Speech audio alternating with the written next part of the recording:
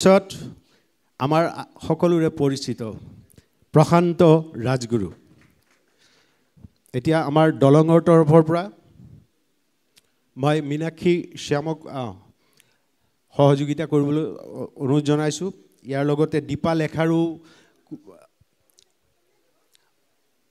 আমাৰ সভাপতি ব্ৰজেন ডেকাক মই পোনপ্ৰথমে এখন গামোচাৰে আমাৰ আজিৰ মুখ্য অতিথি প্ৰশান্ত ৰাজগুৰু ডাঙৰীয়াক আদৰণি জনাবলৈ অনুৰোধ জনাইছোঁ ইয়াৰ পাছত সম্পাদিকা সুস্নাতা গোস্বামীক এটি আমাৰ দলঙৰ মমেণ্টো দি তেখেতক সম্বৰ্ধনা দিবলৈ অনুৰোধ জনাইছোঁ আৰু সম্পাদক নুৰুল হক তেখেতক এটি আমাৰ প্ৰীতি আৰু শুভেচ্ছাৰ চিনস্বৰূপে এটি চোলা পিন্ধাই দিব লাগে এইটো অলপ গৰম হ'ব এতিয়া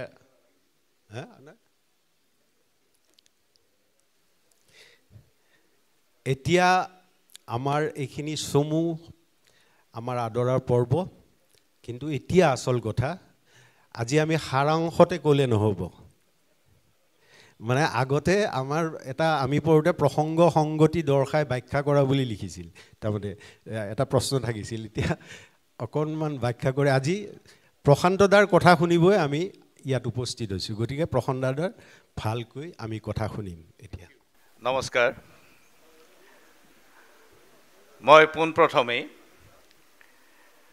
আজিৰ এই চেনেহৰ মেহফিল অনুষ্ঠানলৈ মোক নিমন্ত্ৰণ কৰি আজিৰ এই সন্ধিয়াত আপোনালোকৰ লগত দুআষাৰ কথা ভগাই লোৱাৰ সুযোগ দিয়াৰ বাবে মই দলঙৰ নেতৃবৃন্দ ৰাজীৱ ভট্ট ব্ৰজেন ডেকা সুস্নাতা গোস্বামী প্ৰমুখ্যে সকলো কৰ্মকৰ্তালৈ আন্তৰিক ধন্যবাদ আৰু কৃতজ্ঞতা জ্ঞাপন কৰিলোঁ খুব কমেই সুযোগ পোৱা যায় এনেকুৱা এক অনুষ্ঠানত আমি দুআষাৰ কথা ভগাই লোৱাৰ আৰু সঁচাকৈয়ে এই বিৰল সুযোগটো মই এইবাৰ গ্ৰহণ কৰিলোঁ মোক যোৱা বছৰো নিমন্ত্ৰণ কৰিছিল কিন্তু মই যোৱাবাৰ বিশেষ কাৰণত আহিব পৰা নাছিলোঁ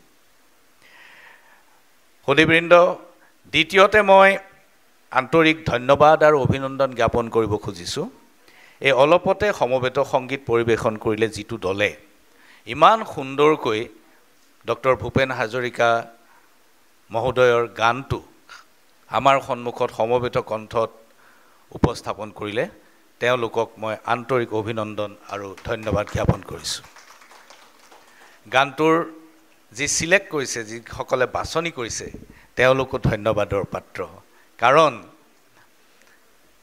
সাহসৰ মাজে মাজে অভাৱ হয় আৰু নতুন নতুন সাহস মানুহৰ মনলৈ বাৰে বাৰে ঘূৰি ঘূৰি আহে যাৰ কাৰণে সমাজ জীৱন কেতিয়াও পশ্চাদনুসৰণ নকৰে বৰঞ্চ অগ্ৰগতি লাভ কৰি গৈ থাকে আৰু দলং নিজেই এটা অত্যন্ত সাহসী পদক্ষেপ দলঙে যি ধৰণে তেওঁলোকৰ কাম কাজ আগবঢ়াই নিছে তাৰ বাবে সমগ্ৰ সমাজ আজি দলঙৰ কৰ্মকৰ্তাসকলৰ ওচৰত নেতৃবৃন্দৰ ওচৰত কৃতজ্ঞ বন্ধুসকল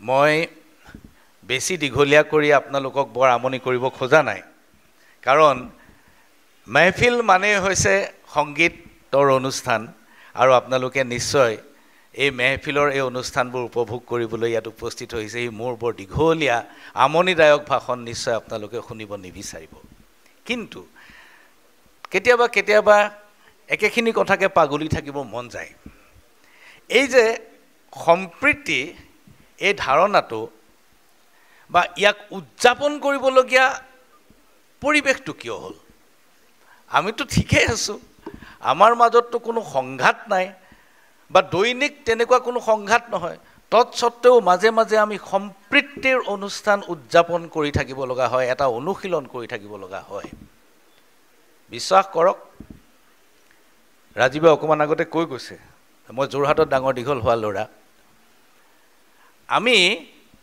এই সম্প্ৰীতিৰ ধাৰণাটো কিবা উদযাপন হ'ব লগা কাৰ্যসূচী বা অনুষ্ঠান পাতিব লগা কাৰ্যসূচী বুলি কোনোদিন ভবা নাছিলোঁ এইটো এটা আমাৰ জীৱনৰ এটা অংগাংগী ধাৰণা যিটো আচলতে আমি এই দুটা এণ্টিটি দুটা সত্তা হিন্দু আৰু মুছলমান এইটো বেলেগ মানুহ বুলি কোনোদিন ভবাই নাই কোনোদিন আমি সেই অনুশীলন বা সেই সৰুৰে পৰা আমি তেনেকৈ ডাঙৰ দীঘল হোৱাই নাই। মই আপোনালোকক দুটামান উদাহৰণ দিওঁ। ডিব্ৰুগড় আকাশবাণী কেন্দ্ৰই এটা অনুষ্ঠান আয়োজন কৰিলে, আৰু অনুষ্ঠানটো মানে ৰেগুলাৰ এটা অনুষ্ঠান। সেইটো হৈছে সেই মইনা পাৰিজাতৰ মইনা মেলৰ এটা অনুষ্ঠান। দেওবাৰে ৰাতিপুৱা 9 বজাৰ পৰা বাজে 10 বজালৈকে। আমাৰ ইয়াত যেনেকৈ গুৱাহাটীত যেনেকৈ তেতিয়া খগেন মহন্তই মা আমি শদিয়ালৈ যামেই শিকাইছিল, তাত তেনেকৈ নিশিকায়। তাত বিভিন্ন সেই উজনি অসমৰ বিভিন্ন জেগাৰ পৰা সৰু সৰু ল'ৰা ছোৱালীবোৰ মাতি আনি পেলাই কোনোবাই নাটক কৰে, কোনোবাই গান গায়, এনেকুৱা। তেতিয়া তাত আমাৰ নেহেৰু পাৰ্ক, আমাৰ ঘৰটো জনমভূমিৰ একেবাৰে ওচৰত, নেহেৰু পাৰ্ক অঞ্চলত এটা মইনা পাৰিজাত আছিলে। আৰু এই মইনা পাৰিজাতটোৰ নাম আছিলে শ্ৰী শ্ৰী পীতাম্বৰদেৱ গোস্বামী সোঁৱৰণী মইনা পাৰিজাত। আপোনালোকে পীতাম্বৰদেৱ গোস্বামীৰ নাম শুনিছে, বৰ্তমানৰজন নহয়।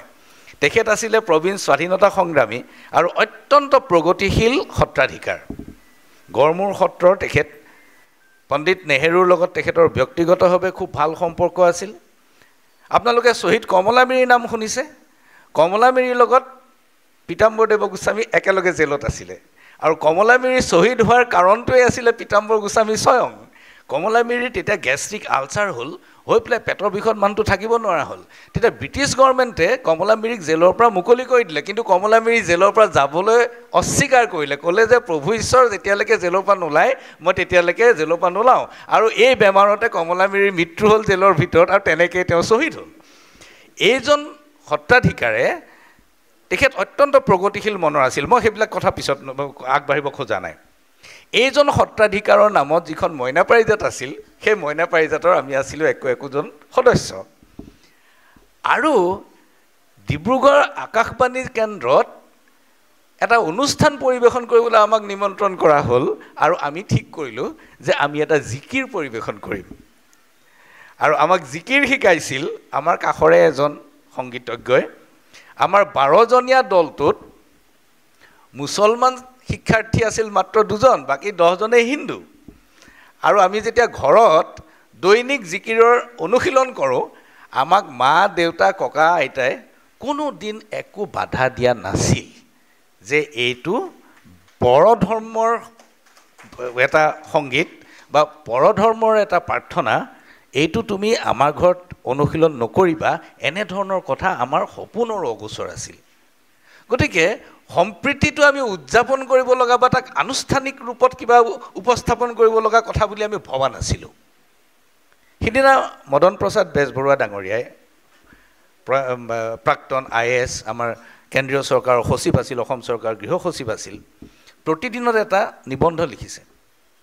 তেখেতে কৈছিলে যে ছেকুলাৰিজিমৰ প্ৰথম শিক্ষাটো মই যোৰহাটত পাইছিলোঁ যেতিয়া মই মক্তবত পঢ়িছিলোঁ। মক্তব স্কুলখনত তেখেত পঢ়িছিল। এতিয়া মই মক্তব স্কুলখনৰ কথালৈ আহোঁ। মই মক্তবত পঢ়া নাছিলোঁ, কিন্তু মক্তবৰ কাষতে চৰকাৰী স্কুলত মই পঢ়িছিলোঁ, আৰু বহুত মক্তব স্কুলৰ পৰা পাছ কৰা ল'ৰা ছোৱালী আমাৰ লগত পঢ়িছিল। মক্তব, আমাৰ তাত মক্তাব বুলি কয়, মোক কোনটো শুদ্ধ নাজানো। এই শব্দটোৰ অৰ্থই হৈছে এইখন এখন ইছলামিক স্কুল। এই যোৰহাটৰ যিখন মক্তব স্কুল সেইখন আজিও আছে। একেটা কেম্পাছতে মই বহুতক কৈছোঁ, বহু সভা সমিতিত এই ঘটনাটো কৈছোঁ, যিটো আকৌ মদন প্ৰসাদ বেজবৰুৱাৰ কণ্ঠত অনুৰণিত হৈছে। মক্তব স্কুলখনৰ চৌহদতে এখন সৰু মাদ্ৰাছা আছিল। মক্তব স্কুলত প্ৰাইমেৰী পৰ্যায়লৈকে শিক্ষা গ্ৰহণ কৰে, আৰু সেই মাদ্ৰাছাখনত মাধ্যমিক মানে মেট্ৰিক পৰ্যায়লৈকে শিক্ষা গ্ৰহণ কৰা হয়, কিন্তু মক্তবখন আকাৰত ডাঙৰ, মাদ্ৰাছাখন সৰু। এই মক্তব স্কুলখনত নামত ইছলামিক স্কুল, কিন্তু ইয়াৰ 60ৰ পৰা 70% ছাত্ৰ ছাত্ৰী হিন্দু। আজিও যোৰহাটৰ দেৱীচৰণ বৰুৱা কলেজৰ যিগৰাকী প্ৰিন্সিপাল কলেজৰ, তেওঁ মক্তব স্কুলৰ পৰা পাছ কৰি আহিছে। আমাৰ মুখ্যমন্ত্ৰী, প্ৰয়াত মুখ্যমন্ত্ৰী তৰুণ গগৈ, তেখেত মক্তব স্কুলত পঢ়িছিল। মদন প্ৰসাদ বেজবৰুৱা, তেখেতে মক্তব স্কুলত প্ৰাইমেৰী শিক্ষা গ্ৰহণ কৰি যোৰহাট চৰকাৰী স্কুলত পঢ়িছিল। ইয়াত 60ৰ পৰা 70% ছাত্ৰ ছাত্ৰী তাত হিন্দু, আৰু বাকীখিনি মুছলমান। ইয়াৰ প্ৰধান শিক্ষক কোন আছিল? প্ৰধান শিক্ষক আমি দেখোঁতেই আমি যেতিয়া ক্লাছ 5ত এডমিশ্যন লৈছিলোঁ তেতিয়া আমি সেই মক্তব স্কুলৰ বিখ্যাত প্ৰধান শিক্ষকজনক দেখিছিলোঁ যিজনে অসমৰ প্ৰথমবাৰৰ বাবে ৰাষ্ট্ৰপতি পুৰস্কাৰ পাইছিল শিক্ষক দিৱসত দিয়ে সেইজন আছিল শ্ৰী শ্ৰী বৰকলীয়া সত্ৰৰ সত্ৰাধিকাৰ বাবুলানাথ গোস্বামী বাবুলানাথ গোস্বামীয়ে এই ইছলামিক স্কুলখনত সত্ৰ চলাই আৰু 33 বছৰ তেওঁ প্ৰধান শিক্ষকৰ দায়িত্ব পালন কৰিছিল তেওঁ ৰাতিপুৱা 10 বজাত আহে বালিগাঁৱৰ পৰা চাইকেল মাৰি আহি তাত শিক্ষকতা কৰে আৰু আবেলি ঘূৰি যায় বাবুলানাথ গোস্বামীৰ সত্ৰৰ এজনো শিষ্যই এদিনো কমপ্লেইন কৰা নাছিল যে প্ৰভু ঈশ্বৰৰ স্কুলখন সলনি কৰিব নোৱাৰে নেকি এই মুছলমান স্কুলখনত কিয় আপুনি প্ৰধান শিক্ষক হৈ থাকিব লাগে অথবা যোৰহাটৰ মুছলমান সমাজৰ পৰা কোনোদিন এনেকুৱা কোনো কেতিয়াও মন্তব্য কৰা নাছিল কোনেও যে সত্ৰাধিকাৰ এজনক আমাৰ ইছলামিক স্কুল এখনৰ প্ৰিন্সিপাল কৰি কিয় ৰাখিব লাগে সেইখন স্কুলত যেতিয়া মদন প্ৰসাদ বেজবৰুৱা পঢ়িছিল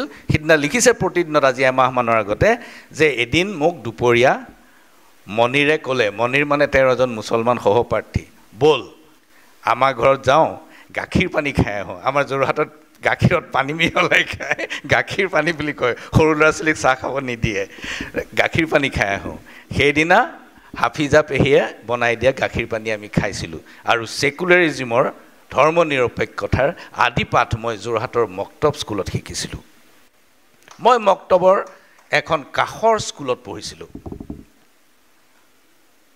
সেইখন আছিল যোৰহাট চৰকাৰী উচ্চতৰ মাধ্যমিক বিদ্যালয় মক্তব স্কুলৰ কাষতে একেটা কেম্পাছতে মই কৈছোঁ যে এখন মাদ্ৰাছা আছে সেই মাদ্ৰাছাখনত কেম্পাছটোত এটা খেৰী ঘৰ আছিল আজি নাই সেই খেৰী ঘৰখনত এজন মানুহ থাকে আৰু সেই মানুহজনে দুপৰীয়া সময়ত কেৱল দুপৰীয়া 11টা মানৰ পৰা 1 মান বজালৈকে তেওঁ এখন দোকান খোলে গুমটি সেই গুমটিখনত তেওঁ ঘুগনি বিক্ৰী কৰে আৰু যোৰহাট চৰকাৰী স্কুলত যি পঢ়িছিল সেই দোকানখনৰ ঘুগনি নোখোৱাকৈ কোনো পাছ কৰি যোৱা নাই সি লাগিলে আমাৰ কুমাৰ সঞ্জয় কৃষ্ণই হওক অথবা মদন প্ৰসাদ বেজবৰুৱাই হওক সকলোৱে কিন্তু সেই দোকানখনৰ ঘুগনি খায়েই গভৰ্ণমেণ্ট স্কুলৰ পৰা ওলাইছে এই ঘুগনিখনৰ যিজনে ঘুগনি বনায় তেওঁ আছিল এজন ভকত তেওঁ চুলি দীঘলকৈ ৰাখে আৰু ধুতি পাঞ্জাবী পিন্ধে আৰু তেওঁৰ নাম আছিল ৰাম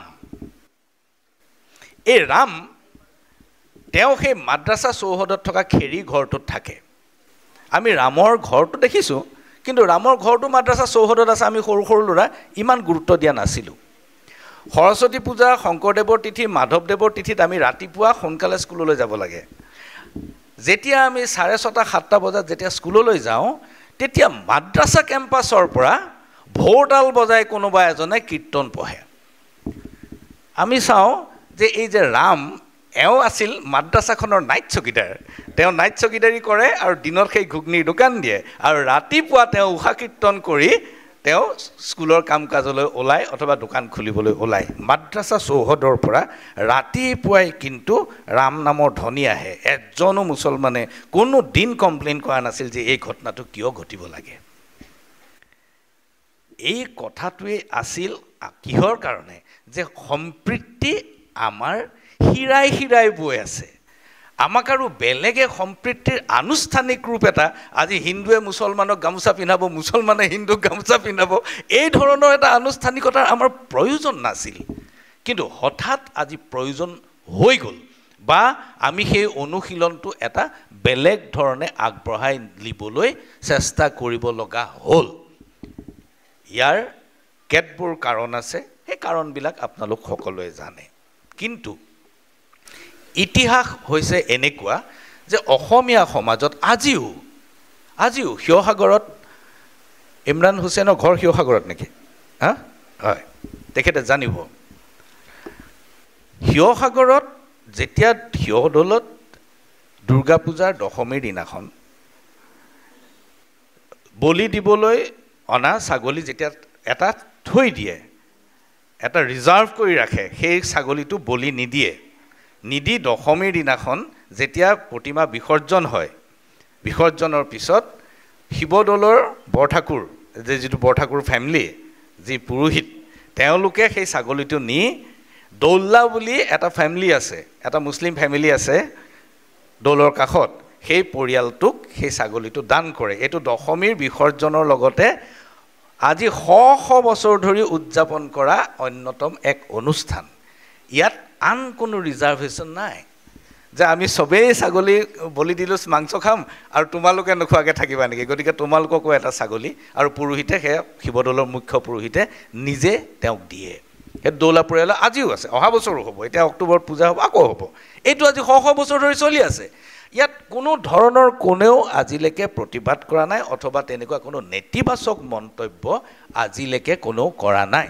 কাৰণ সম্প্ৰীতি আমাৰ শিৰাই শিৰাই বৈ থকা এটা ঘটনা, যিটো আমি নতুনকৈ অনুশীলন কৰিব লাগে বুলি নাভাবিছিলোঁ। কিন্তু সমস্যাটো হ'ল মেহফিলখন ঈদৰ লগত বা কিবা এটা অনুষ্ঠান পূজাৰ লগত, কিবা এটা অনুষ্ঠান বিহুৰ লগত এনেধৰণৰ এটা ধাৰণা ধৰ্মটো তাৰ লগত জড়িত হৈ থাকে। এইটো এটা আমাৰ কাৰণে একে সময়তে এটা এছেট আৰু এটা সময়তে লাইবিলিটি, একে সময়তে এটা সম্পদ আৰু একে সময়তে এটা বোজা। মই এটা কথা কওঁ, কেনেকুৱা সংকট। মোৰ এজন বন্ধু, তেওঁ গুজৰাটত কিছুদিন চাকৰি কৰিব লগা হৈছিল, কিছুদিন নহয় বেছ দীঘলীয়াকৈ 7-8 বছৰ চাকৰি কৰিব লগা হৈছিলে। তেওঁ এটা ডাঙৰ চাহ কোম্পানীৰ এগৰাকী শীৰ্ষ বিষয়া। আৰু চাহ কোম্পানী আপোনালোকে জানে যে আমাৰ ইয়াৰ চাহপাতবিলাক সৰহভাগে গুজৰাটী বেপাৰীয়ে কিনি নিয়ে আৰু তাৰ পৰা তেওঁলোকে ডমেষ্টিক মাৰ্কেট আৰু এক্সপৰ্ট মাৰ্কেটত পঠায়। তেওঁ তাৰে এটা ডাঙৰ কোম্পানীত শীৰ্ষ বিষয়া আছিলে। তেওঁ ইছলামধৰ্মী মানুহ, তেওঁৰ পৰিবাৰো ইছলামধৰ্মী মানুহ। তেওঁলোক অসমৰ পৰা যোৱা, গতিকে তেওঁলোকৰ আদব কায়দা অসমৰ ইছলামধৰ্মী মানুহৰ সৈতে একে, একো পাৰ্থক্য নাই। তাত গৈ তেওঁলোকে যেতিয়া এটা ফ্লেট বিচাৰিলে, ফ্লেট বিচাৰোঁতে তেওঁলোকৰ প্ৰথম ঘটনাটো ঘটিল যে তেওঁলোকক ফ্লেট ভাড়ালৈ নিদিয়ে। কিহৰ কাৰণে? যে তেওঁলোক বেলেগ ধৰ্মৰ মানুহ। তেওঁলোকে বৰ বেছি আপত্তি কৰা নাছিলে, কাৰণ ইয়াত সেই ধৰণৰ ধাৰণা চলে। গৈ গৈ গৈ গৈ এটা ফ্লেট পালেগৈ, অৱশেষত এখন ছ'চাইটি পালে য'ত কেৱল তেওঁলোকক এটাই কণ্ডিশ্যন দিয়া হ'ল যে তোমালোক থাকিব পাৰিবা, কিন্তু মঙলবাৰে তোমালোকে মাছ মাংস খাব নোৱাৰিবা। তেওঁলোকে ক'লে ঠিক আছে, অকল সপ্তাহত এটা দিন মাছ মাংস নোখোৱাকৈ থাকিলেও একো নাই, লাগিলে আমি উপবাসেই থাকিম, কিন্তু এৰিয়াটো ভাল, গতিকে এই ফ্লেটটো আমি লওঁ। তেওঁলোকে ল'লে, থাকিলে, একো সমস্যা নহ'ল। মঙলবাৰে তেওঁলোকে মাছ মাংস নাখায়, একো সমস্যা হোৱা নাই। কিন্তু হঠাৎ তেওঁলোকৰ অফিচটো বেলেগ এটা ঠাইলৈ শ্বিফ্ট কৰিলে, যিটো কাৰণে তেওঁৰ বহুত দূৰ হৈ গ'ল। দূৰ হৈ যোৱাৰ কাৰণে তেওঁ এৰিয়াটো সলনি কৰিব লগা হ'ল। তেতিয়া তেওঁ অনায়াসে এটা মুছলমান প্ৰধান এৰিয়াত গুচি গ'ল আৰু তেওঁ সহজে ঘৰটো পাই গ'ল। যেতিয়া সহজে ঘৰটো পালে তেওঁলোকৰ একো অসুবিধা হোৱা নাছিল। কিন্তু এদিন মোক ফোন কৰি পেলাই কৈছে যে এইটো এৰিয়াত আৰু মই বেছি দিন থাকিব নোৱাৰিম, তাতকৈ আগৰ হিন্দু এৰিয়াটোলৈ গুচি যোৱাই ভাল হ'ব। মই বোলো কিয়? কৈছে ইয়াত বৰ ডাঙৰ বিপদ হৈছে। ডিপাৰ্টমেণ্টেল ষ্ট'ৰলৈ মই আৰু মোৰ ৱাইফ যাওঁ, গৈ বস্তু কিনো। ওচৰ চুবুৰীয়া মানুহে যি বস্তু কিনিবলৈ আহে তেওঁলোকে সোধে আপোনালোক মুছলমান নহয় নেকি? হয়। আপোনাৰ মিছেছে কিয় এনেকুৱা কাপোৰ পিন্ধে? আপুনি কিয় ফ্ৰাইডে মছজিদলৈ নাযায়? আপোনাকতো দেখা নাই। এতিয়া এওঁৰ ক'ত সময় ফ্ৰাইডে মছজিদলৈ যাবলৈ? কোম্পানীৰ চাকৰি কৰে। মিছেছ অসমৰ পৰা যোৱা মানুহ বেলেগ বেলেগ ধৰণৰ কাপোৰ পিন্ধি থাকে, গতিকে কিমান কেয়াৰ ল'ব, কি ধৰণৰ কাপোৰ পিন্ধিব? সমস্যাটো তাত হ'ল। চাওক, লিবাৰেল পৰিৱেশৰ পৰা ওলাই অহা মানুহৰ সংকটটো তাত। তেওঁলোকে এটা লিবাৰেল পৰিৱেশ বিচাৰে, কেৱল নিজৰ নিৰাপত্তাৰ কাৰণে নহয়, সমাজৰ মংগলৰ কাৰণে। কিন্তু এই লিবাৰেল পৰিৱেশটো সৃষ্টি কৰিব লগা হৈছে আজি, আৰু ইয়াৰ উদ্যোগটো এই দলঙৰ দৰে এটা অনুষ্ঠানে ল'ব লগা হৈছে। আমাৰ পৰিৱেশ একেবাৰে উদাৰ আছিল, কিন্তু আজি দলঙৰ নিচিনা অনুষ্ঠানৰ জৰিয়তে এই পৰিৱেশ সৃষ্টি কৰিব লগা হৈছে। বন্ধুসকল, কেইটামান কথা মই নকলেই নহয়। মই নিজে বৰ বেছি এই ধৰ্ম কৰ্মত বৰ মই গুৰুত্ব নিদিওঁ আৰু যিবিলাক মই কৰি থাকোঁ সেইবিলাক মোৰ পৰিয়ালে ভাল পাবৰ কাৰণে আৰু সমাজৰ আগত দেখুৱাই থাকিবৰ কাৰণে কৰি থাকোঁ অন্যথাই মোৰ ইয়াৰ বৰ বিশেষ মোৰ কোনো ধৰণৰ কাৰণ মোৰ ক্লেৰিটি নাই মোৰ স্পষ্টতাটো নাই কিয় নাই আপোনালোকৰ কাৰোবাৰ যদি নিজ নিজ ধৰ্ম সম্পৰ্কে একেবাৰে 100% শুদ্ধ ধাৰণা আছে মই নাজানো কিন্তু মই কোনোদিন মোৰ ধৰ্মটোৰ অৰিজিনেল স্ক্ৰিপচাৰবোৰ মই চাই এইটো ভাল নে বেয়া মই জাষ্টিফাই কৰিবই পৰা নাই আজিলৈকে মই জাজ কৰিব পৰা নাই আমি ধৰ্মটোত ষ্টিক কৰি আছোঁ আমি খুব বেছি জোৰে খামুচি আছোঁ মই হিন্দু মই মুছলমান একমাত্ৰ এটা কাৰণে যে আমি সেই ধৰ্মত জন্ম লৈছোঁ তাৰ বাহিৰে আন কোনো ৰিজন নাই আন কোনো কাৰণ নাই যে ফিজিক্স কেমেষ্ট্ৰি মেথমেটিক্স অথবা ইকনমিক্স জিঅ'গ্ৰাফি নিচিনাকৈ যদি আমাক চিলেক্ট কৰিবলৈ দিলেহেঁতেন ধৰ্মটো তেতিয়াহ'লে হয়তো আমি বেলেগ ধৰ্ম হ'লহেঁতেন আমি একো ধৰ্মৰ একো কথা নাজানো লোকৰটোতো নাজানোৱেই নিজৰটোও সিমান ভালকৈ নাজানো আমি সদায় ধৰ্মটো in the form of interpretation শুনি আছোঁ আমি অৰিজিনেল ধৰ্মটোৰ স্পিৰিটটো আমি হয়তো উপলব্ধি কৰিব পৰা নাই কোনোবাই আমাৰ কাৰণে ধৰ্মটো ইণ্টাৰপ্ৰিট কৰি দিয়ে আমি সেইটোকে সহজ বুলি ভাবোঁ এই যে ফৰ্ম অফ ইণ্টাৰপ্ৰিটেশ্যন শুনি থকাৰ যিটো ঘটনা এইটোৱে আমাক ৰাস্তাৰ পৰা বিচ্যুত কৰাৰ আশংকা অত্যন্ত বেছি যেতিয়ালৈকে আপুনি নিজে নাজানিব যেতিয়ালৈকে আপুনি নিজে নাজানে তেতিয়ালৈকে যদি আনৰ ইণ্টাৰপ্ৰিটেশ্যনৰ ওপৰত আপুনি নিৰ্ভৰশীল হয় তেনেহ'লে আপুনি পথচ্যুত হোৱাৰ অথবা বিপথে পৰিচালিত হোৱাৰ আশংকা বেছি আৰু সেইকাৰণে গোটেই পৃথিৱীত সকলো ধৰ্মই মই এটা ধৰ্ম বুলি কোৱা নাই সকলো ধৰ্মই এই যে in the form of interpretation চলি থাকে যাৰ কাৰণে সকলো গোটেই সমাজবিলাকক বিপথে পৰিচালিত কৰাৰ আশংকাৰ কাৰণে আৰু ঘটনাৰ কাৰণে আজি এই ধৰণৰ সম্প্ৰীতি বিনষ্ট হোৱাৰ পৰিৱেশ পৃথিৱীত বিদ্যমান মই অসমত বুলি কোৱা নাই ভাৰতবৰ্ষত বুলি কোৱা নাই সমগ্ৰ পৃথিৱীত বিদ্যমান সম্প্ৰীতি নষ্ট হোৱাৰ পৰিস্থিতি সমগ্ৰ পৃথিৱীত বিদ্যমান কেতিয়াবা বৰ্ণৰ নামত কেতিয়াবা ধৰ্মৰ নামত